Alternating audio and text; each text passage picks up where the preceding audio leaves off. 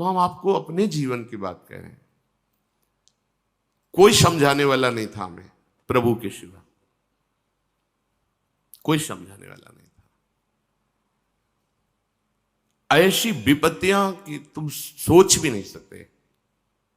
भयंकर वर्षा हो रही, सर्दी का समय है, एक भी वस्त्र नहीं, शरीर कांप रहा है, नगर में जा नहीं सकते, जवान शरीर है कि हम किसी घर में जाके कह दे कि आज मुझे रख लो, कौन रखेगा? किसी वृक्ष का आश्रय, गंगा किनारा है, 10 किलोमीटर, कोई नगर नहीं, पूरी रात कांप रहे हैं। पर कभी मन में ये थोड़ी आया कि चलो घर चलते हैं, यार बहुत हो गया, अब थोड़ा चैन से जिए। कभी चैन तो तब मिलेगी जब ब्रह्म साक्षात्कार हो जाएगा, भगवत साक्षात्कार। थोड़ा जीवन नहीं कि महीने 2 महीने जीवन हो, लंबा जीवन। यौवन अवस्था में जहां भोगों की बाहुल्यता का, वहां ब्रह्म साक्षात्कार की आग लगी थी। ये 4 दिन की चांदनी आज जुड़ गई है तो तुम्हें लग रहा है कि इसका कोई महत्व, इसका महत्व तो बहुत पहले ही भस्म हो गया था। ये तो नाटक चल रहा है केवल। ये केवल श्री जी ने आपके कल्याण के लिए व्यवस्था की। ना मैं पढ़ा लिखा हूं, ना कभी प्रवचन कहीं बैठ के सीखा हूं, और ना कभी अंदर स्फुरना थी कि मैं प्रवचन करूंगा। लायक ही नहीं था तो करूंगा क्या? लायक ही नहीं था। गांव का पढ़ा लिखा भोला भाला स्वरूप जानते नहीं थे।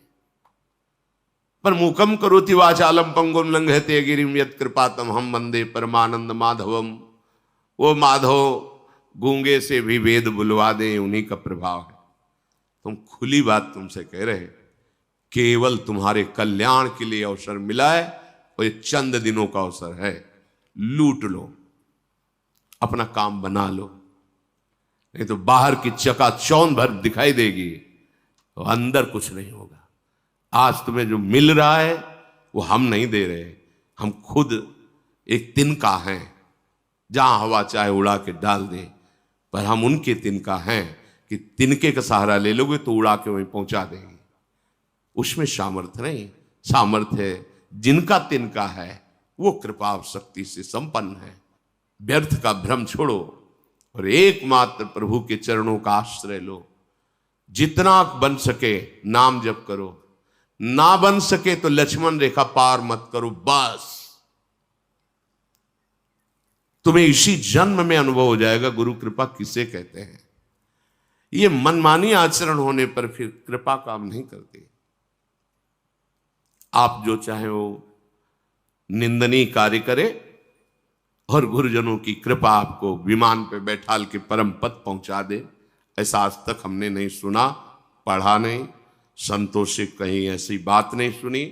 हाँ, थे पूर्व में पापाचारी, पर जब से संत समागम किया, आज्ञा पर पूरा जीवन दे दिया, तो जगत बंदनी महात्मा बन गए। ऐसा सुना है, ऐसा पढ़ा है, ऐसा नहीं सुना कि आप उनके समीप रहकर मनमानी आचरण करें और आपको परम पद मिल गया हो।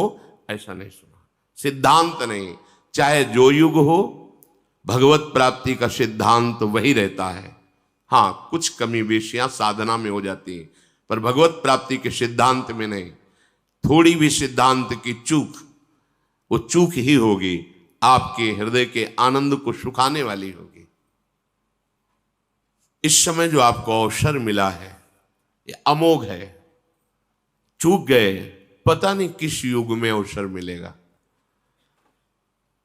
4,32,000 में तो अभी 5,000 के ऊपर कुछ हुआ है। बहुत बड़ा समय इस राजा का है कलयुग का।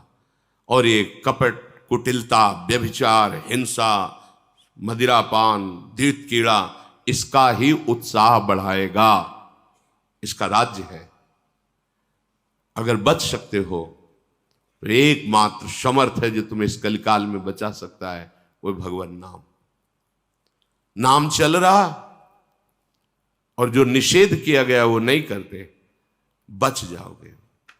जो अन्य युगों में भगवत प्राप्ति सहस्त्रों वर्ष की तपस्या से होती थी, कलयुग में नाम संकीर्तन मात्र से हो जाएगी। पर जो निषेध है वो मत करो। हम ये ध्यान नहीं देते, निषेध को उत्साहपूर्वक करते हैं, सोचते हैं अब देखे तुम कृपा कर लो। सिद्धांत नहीं है ना। संत जन परम कृपालु होते हैं। पूज्य भाई जी महाराज से निज जनों ने कहा हाथ जोड़कर कि आप चाहें तो श्री कृष्ण से मिला सकते हैं, ये हमारा विश्वास है। तो उनका भैया अगर हम अपनी चाह की बात करें तो मेरी चाह यही है कि मैं सबको भगवत प्राप्ति करा दूं, सब सुखी हो जाएं। पर आपकी चाह के बिना श्री कृष्ण नहीं मिलेंगे। मेरी चाह तो है कि सबको भगवत प्राप्ति हो जाए। आप चाह करो, अन्य चाहों को त्याग कर आप चाह करो कि मुझे प्रभु मिल जाएं। आपकी चाह और हमारी चाह जब मिल जाएगी तो बहुत जल्दी भगवत प्राप्ति हो जाएगी। पर आप चाह पैदा करने वाले सत्संग को रोज सुनते हैं, पर अपनी चाह का आप आदर देते हैं, भगवत प्राप्ति की चाह का नहीं। इसलिए कैसे कैसे संभाल सकते हैं, कैसे सुधार हो सकता है? आप इसे एक सांसारिक मनोरंजन समझते हैं। कैसे ऐसा हो सकता है? आप 4 बजे आके सत्संग में बैठते हैं, ये सांसारिक मनोरंजन कैसे हो सकता है? और अगर आप इसे मनोरंजन नहीं समझते तो आप इसको धारण क्यों नहीं करते? दोनों बातें। अगर आप इसे सत्य समझते हैं, सौभाग्य समझते हैं, तो आप धारण क्यों नहीं करते? और अगर धारण करते तो आपकी दुर्दशा नहीं होती। ये जो मन आपको वासनाओं में फंसा करके आपकी दुर्दशा करता है, ये नहीं कर सकता। बिना ही प्रयास होई भवभंगा। आपको प्रयास नहीं करना पड़ेगा। अगर सत्संग मिल रहा है तो बिना ही प्रयास होई भवभंगा। बिना अनुभव के थोड़ी लिखा गया ये अनुभव। बड़े बड़े व्रत से, नियमों से, तीर्थयाटन से, वेदाध्ययन से, धर्म कर्म से जो बात नहीं बनती वो सत्संग से बन जाती है। आपको सत्संग मिल रहा है, परिवर्तन नहीं, फिर हमारी बात समझ में नहीं आती। सत्संग मिले और उसका रंग न बदले तो बाहर का रंग बदल गया ये तो देख लिया, लेकिन अंदर का अहंकार, वासना में मन, ये मंत्र से बदलेगा, नाम से बदलेगा, विचार से बदलेगा। आप लगते नहीं। सहज में साक्षात्कार कराने की सामर्थ्य श्रीमद चतुराशी जी में है। निरखय जुगल किशोर, ध्यान में नहीं, ऐसे खुले नेत्र। कितने मिनट लगता है, कितना बड़ा लाभ। अगर आप रफ्तार से गायन करें तो 45 मिनट, थोड़ा मन घंटा, सवा घंटा, राग पूर्वक गान करें 1.25 घंटा। 24 घंटे में एक बार चतुराशी जी कर ली तो 84 लाख योनियों में जो जाने का कर्म बंधन था वो नष्ट हो गया। छुटी 84 भ्रमंते। ये सब ऐसे महापुरुषों के वचन है कि भगवान अपना प्रण भूल सकते हैं, लेकिन इन प्रेम सिद्ध महापुरुषों के वचन नहीं। भीष्म जी के वचन के लिए अपने प्रण को तोड़ दिया। फिर ये तो महाप्रेमी जन है जो प्रियालाल की सहचरी भावना में सिद्ध होकर 8 पहर सेवा में है। एक बार चतुराशी जी का रोज गायन 84 लाख योनियों में आप नहीं फंसेंगे। छुटी 84 भ्रमंते, निरखय जुगल किशोर। निरखय जुगल किशोर भोर और रैन न जाने, कब रात गई कब दिन गया इसका भी होश नहीं। तो फिर भोगों का चिंतन कैसे होगा, भ्रष्टाचरण कैसे होंगे? निरखय जुगल किशोर, सामने जुगल किशोर हैं तो हमारा विषय चिंतन बनेगा क्या? जब सामने विषय है तब उसका चिंतन हो रहा है। कितनी बड़ी सिद्ध वस्तु है। पर नहीं, हमें भूख ही नहीं है जुगल किशोर की, इस भयावह संसार से मुक्त होने की भूख ही नहीं। जब पूज्य श्री जयदेव जी का चरित्र पढ़ा तो प्रारंभ में नए तो हृदय जल गया। कहाँ थे भगवान जब ऐसे महापुरुष जो रात दिन भगवान के भजन में लगे हुए हैं, किसी ने दक्षिणा दी, जब देखा कि ठग है तो दे ही दिया अपनी तरफ से, फिर भी उन दुष्टों ने उनके हाथ पैर काट कर कुएं में डाल दिया। कहा एक बार पूछा गुरुदेव भगवान से कि कुछ ऐसे चरित्र हैं जो सुनने के बाद हृदय हमारा जलता है और लगता है भगवान ऐसा क्यों किए, क्यों किए, क्या प्रारब्ध जब आपकी शरण में है, क्या। तो श्री जी की सेवा कर रहे थे महाराज जी, तो उनका देखो भजन करो और ये चिंतन छोड़ो, भगवान लीला बिहारी हैं, वो लीला करते रहते हैं अपने आप से अपने आप में। उनकी क्या लीला किस समय कैसे हो रही बड़े बड़े महात्मा नहीं जान पाए। तो भजन करो तुम, भजन, यही उत्तर मिला था हमें। भजन करो, बस शांति से भजन करो, ये चिंतन ही मत करो। हमें नहीं, बड़े बड़े महापुरुषों के चरित्रों को पढ़ने पर बड़े बड़ों को हुआ। ऐसा क्यों हुआ? अपने गुरु की रक्षा के लिए जा रहे हैं, दोनों आंखें निकाल ली गई, दो महापुरुषों की। रामानुजाचार्य चरित्र में पढ़ा, आंखें निकाल ली गई। एक नास्तिक को भगवत मार्ग का अनुसरण करने के लिए कृपा कर दी, वो घर बुलाता है, उसकी पत्नी खोलता हुआ पानी पूरे शरीर में, पूरा शरीर जल गया। तुकाराम जी का पूरा, विठ्ठल विठ्ठल विठ्ठल, बहुत ताप हो रहा है प्रभु, ऐसे वचन वाणी उनकी पड़ी, बहुत ताप हो रहा है प्रभु। ये क्या है?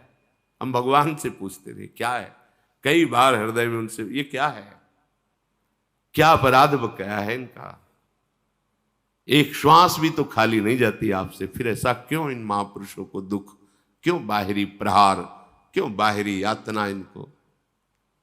इसका कोई उत्तर नहीं है सही माने में, क्योंकि वो अपने आप से अपने आप में खेलते रहते हैं। उनका हरि तेरी गति लख न परे, करी गोपाल की होए, वो क्या खेलते हैं कि सरस्वती की भी बुद्धि में नहीं आता। अपने लोग तो बहुत छोटे हैं। बस इन किन प्रकारेण हम अपने चित्त को प्रभु में जोड़े, निर्णय मंगल में निकलेगा। वही तुकाराम जी सदैव विमान पर बैठकर खूब घंटा नाम कीर्तन की ध्वनि के बीच से भगवान के धाम, उसी देह से सदैव भगवान के धाम को गए। ये परमार्थ पथ है, ऐसा सोचा जाए कोई संकट ना आवे, विपत्ति ना आवे, नहीं।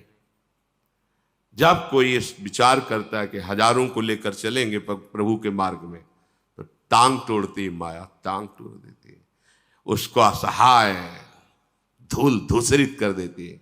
और वो भी भगवान के दास है, जैसे भी बनता है घसीट के ही सही पर पाला तक पहुंचाते हैं। पाला होता है ना बीच में, ये खेल है भगवान की माया का, और ऐसा खेल है कि है स्वप्नवत पर सत्य भास रहा है। निकल चलो इस खेल से, बढ़िया अवसर मिला है। नहीं करूंगा कभी किसी का अब तन मन धन से अपमान, सब में सदा देख प्रभु को मैं सदा करूंगा सुच सम्मान। आप ही हो, आप ही हो, अब बताओ आप ही हो। लो मैं छल कर रहा हूं तुम्हारे साथ, कपट कर रहा हूं, तुम्हारी निंदा करूंगा, तुम्हें मारूंगा, तुम्हें दर दर के लिए भिखारी बना दो। अब बोलो मैं हूं? हाँ हो, आप ही हो। मेरा विधान ठीक है? हाँ बहुत अच्छा है। जोई जोई प्यारो करे सोई मोई भावे। बोल अब। ये बहुत लीला बिहारी है, बहुत लीला बिहारी है। इसको खिलवाड़ मत समझो कि दो चार माला तो अनुकूलता आ गई, जय हो। हाँ, कभी किसी से कहा था कि भक्ति जब रंग लाती है तो जीना मुश्किल कर देती है। कैसा जीना? जहां जहां तुम्हारा राग ममता आसक्ति सब। तो उनका तो मुझे तो कई वर्ष से भक्ति कर रहा हूं, मुझे तो सब अनुकूलता ही अनुकूलता दिखाई दे रही। अभी रंग की बात है ना, थोड़ा रंग आने दीजिए। जब रंग आया ना तब पूछा कहो भाई क्या हाल चाल है, पास ही रहते हैं। तो उनका अक्षरशः वैसा ही, सदा देखूंगा सब में प्रभु का भाव। सब सर्वान वस्तुतया निरीक्षण, प्रवचन कर लेना अलग बात। अब निरीक्षण कर कि कौन है सामने, बोले आप ही हो, आप ही हो, आप ही हो। सही उत्तर। साल भर पढ़ाई की है, फेल होने जा रहा है, होश में आप ही हो, जय हो नाथ, जय हो नाथ, आपकी जय हो। ये है कैसे कैसे कर। बड़ा विचित्र खेल है भगवत प्राप्ति, बहुत विचित्र खेल। बस वचन पे चल जाओ तो पहुंच जाओगे। शरीर से, मन से, बाह्य से, हर जगह से वही। अब निकल निकल, जय हो आपकी। कदम आगे, कुछ नहीं है, ड्रामा है माया का, कुछ नहीं। दिव्य सच्चिदानंदमय देह, दिव्य सच्चिदानंदमय देश, दिव्य सच्चिदानंदमय आनंद आगे रखा हुआ है। पर अब एक कदम चलने लायक नहीं हो, कोई नहीं मानेगा। आप चल के दिखाओ बस। पूज्य बाबा, राधा बाबा ऐसे भाव, एक कदम नहीं चल पा रहे, गठिया रोग, भारी रोग। चलो, अनुष्ठान लिया त्रिपुर सुंदरी का, फिसल गए, टूट गए।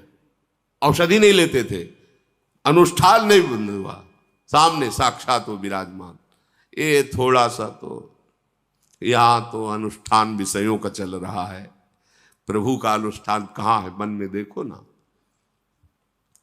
मांगा हुआ विषय नहीं मिला तो प्रभु के प्रति अश्रद्धा हो जाती है। ऐसा लगता है भगवान नहीं, मांगा हुआ विषय नहीं। निश्चय कर लो, हमें पास होना है, फेल नहीं होना है। हमारी पढ़ाई कच्ची नहीं है, सच्ची है। धन के द्वारा, तन के द्वारा, मन के द्वारा कभी किसी की हिंसा नहीं कराऊंगा। विचार करो, कैसा भी रूप रख के आओ मेरे सामने, कितना भी अपमानित करो, धोखा दो, कैसा भी, नाथ आप ही हो, दूसरा कोई नहीं। सोचो ऐसा। परुख व्यंग निंदा वचनों का नहीं करूंगा मैं व्यवहार, सदा करूंगा सबका सुधामयी, हितवाणी से सत्कार। विरोध कहीं बाहर नहीं पैदा किया जाता, समीप ही का पैदा किया जाता है। ध्यान रखना, बाहर का विरोध तो कुछ नहीं, समीप वही आपके विरोध में होंगे। सदैव चलाया है। अब तुम्हारी परीक्षा है, तुम्हें अपनी साधुता पर खरे उतरना है। अगर तुम उतर गए तो लाखों को पार कर दोगे, क्योंकि तुम्हारी नाव में लाखों बैठे हैं। परुख वचन और व्यंग और निंदा। व्यंग वचन, भयावह वचन और निंदा, इन वचनों को सुन करके मुझे अपने व्यवहार को नहीं बदल देना है। अपनी परीक्षा इस बात की है, हमारे साथ दुर्व्यवहार हो, उत्तर दुर्व्यवहार नहीं, सद्व्यवहार है। वो कटु वचन, हमारा मधुर वचन। कपट का जाल, हमारा खुला व्यवहार। कहीं भी किसी भी तरह का उनका प्रभाव हमारे हृदय में न पड़े, यही हमारी बात है। डरना नहीं, अपना जो दिनचर्या है उसको बदलना नहीं किसी भय से। अब श्री जी कल शरीर कर दे, आने ही न दे, मतलब आने लायक न ले जाए, वो बात अलग की है। कोई भय नहीं कि कौन क्या कैसा, नहीं, अपने मार्ग में सीधे लक्ष्य पे चलना। सब में अपने प्रभु का भाव रखकर अमृत में वचन बोलना।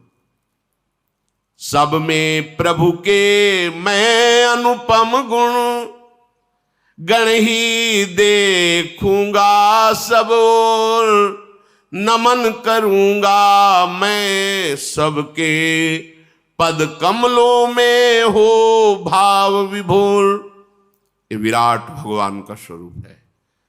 भाग करके रात्रि के 2:45 बजे रोड में खड़े, कौन है?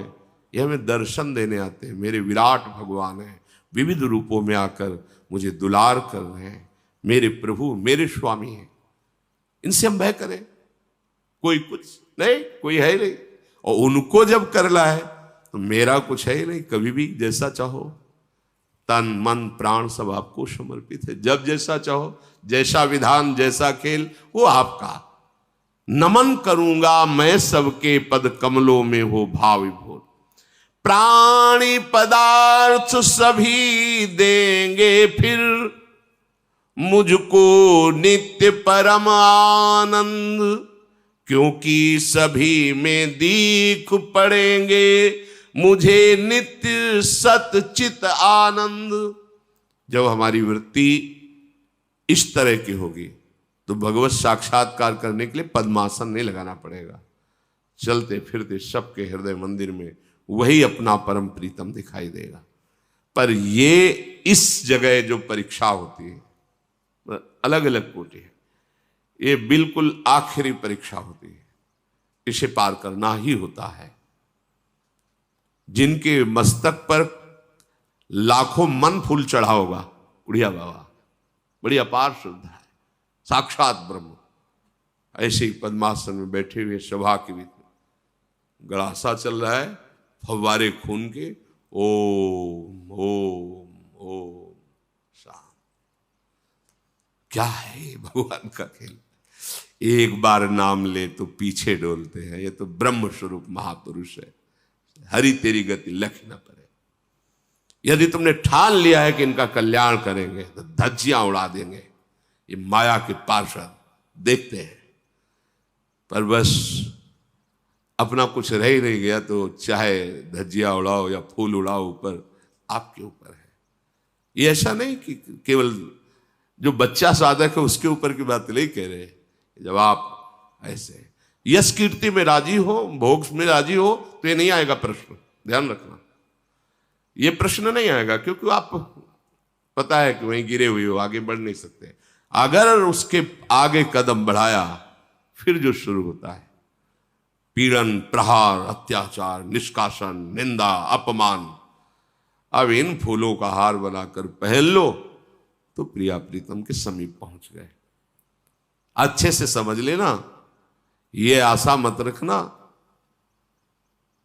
पावड़े बिछा, हो सकता है पावड़े बिछाए जाए, लेकिन आगे चल करके जब आपका फाइनल एकदम, क्योंकि आप अकेले निकलना चाहो तो चुपचाप गुफा में बैठ के भजन को निकल जाओ, लेकिन हजारों को लेके चलना चाहोगे, पैर तोड़ देगी माया, उसका स्वभाव है। पर भगवान के पार्षद जब अखाड़े पे उतारे जाते हैं तो कमजोर चेला करके नहीं भेजा जाता। जब कभी किसी अखाड़े पर पहलवान अपना चेला उतारता है ना, तो पहले ही रगड़ के इतना मजबूत कर देता है कि उसके कोई भी, हाँ, आप जब भगवत मार्ग में चले तो इतना जान लीजिए कि अब जो भी होगा परम मंगल होगा और मुझे सहना होगा, तो चल सकते हो। ये आखिरी बाजी है। थोड़ी देर ढोलक हारमोनियम बजी, नाच कूद लिया, भक्ति का एक अंग है। सर्वांग अंग भक्ति का प्राण पदार्थ सभी में अपने प्रभु का विधान देखना और सबको प्रभु में मानना, और इसमें अंतर ना पड़े, और वही तुम्हारे विरोध में खड़े किए जाएंगे जहां तुम्हारी आशा ही नहीं है। ये आदमी ऐसा, हाँ क्यों, सब में वही बैठा, चाबी घुमा दी, अब चलो मेरे ही प्रभु हैं, उन्हीं का विधान है, चलो। कभी शिकायत करने का अवसर नहीं होना चाहिए अपने प्रभु से। शिकायत करने के बहुत अवसर होते हैं। पहले ही इतनी अस्वस्थता दे दी, बैठने लायक भी नहीं रखा, और सेवा इतनी बढ़ाते चले जा रहे हो। पहले 2 लोग, 4 लोग, अब 4000 लोग, और फिर इतना, ये सब क्या है प्रभु तुम्हारा? ये विद्यार्थी का लक्षण नहीं है। तुम जिस पढ़ाई में चल रहे हो हर प्रश्न का उत्तर दीजिए। बोले भगवान परीक्षा क्यों लेते हैं? नहीं लेना चाहिए उनको। बने रहो कक्षा 5 में, फिर 6 में नहीं जाओगे। 6 में जाना है तो फार्म आएगा, और उसमें अलग अलग वो भी होते हैं कि तुम्हें टिक लगाना है, इसमें टिक लगाना है, ये हो सकता है कि ये हो सकता है कि ये हो सकता है। कैसे? तुम्हारा अपमान किया, जिसने तुम्हारा अपमान किया, पीटा, उसमें भगवत भाव करके उसका त्रिकाल में अमंगल न होने पावे, इसमें टिक लगाओ।